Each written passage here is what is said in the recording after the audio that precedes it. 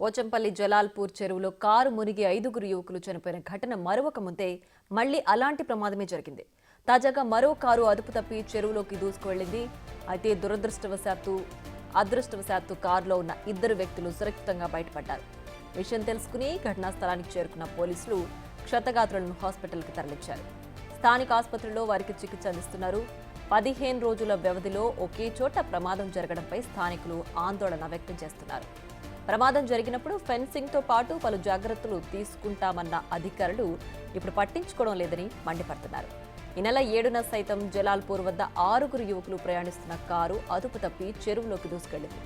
ఈ ఘటనలో 5గురు యువకులు ప్రాణాలు కోల్పోగా ఒకరు ప్రాణాలతో బయటపడ్డారు.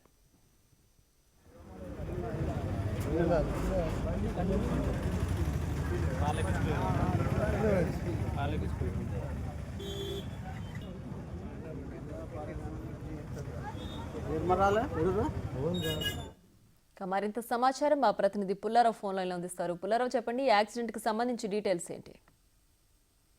యాదాద్రి భువనగిరి జిల్లా మండలం జలాల్పూర్ లో మరోమారు జరిగింది. 15 రోజుల క్రితమే ఈ యొక్క జలాల్పూర్ వద్ద చెరువులోకి కారు దూసుకెళ్లినటువంటి ఘటనలో 5 యువకులు మృత్యువాత పడ్డ ఘటన మరొక ముందే మళ్ళీ 15 రోజుల సమయంలో అంటే ఇప్పుడు ఈ రోజు మరో కారు అనేది ఆ యొక్క జలాల్పూర్ చెరువులోకి దూసుకెళ్లి ముఖ్యంగా ఈ చెరువు ఉన్న ప్రాంతము అంటే ఈ ప్రమాదాలు జరిగే ప్రాంతం మొత్తం కూడా కరువుగా ఉంటుందని చెప్పేసి కూడా గతంలో కూడా మనం చెప్పుకున్న పరిస్థితి ఉంది. ఇక్కడ కరువు ఉంటుంది కాబట్టి అక్కడ వేగంగా వచ్చినటువంటి వాహనదారులు ఈ కరువు ఉన్న విషయాన్ని గమనించకపోవడం వల్ల వారు వెంటనే అంటే ఆ కరువు ఉన్న విషయాన్ని గమనించగా వేగంగా వస్తుండే వరకు ఆ కారణం అనేది చెరువులకు దూసుకెళ్తున్న ఘటనలు చోటు చేసుకుంటున్నాయి. సో ఈ రోజు కూడా అదే విధంగా ప్రమాదం జరిగినట్టు కూడా. Right Pullarao, thanks for the updates.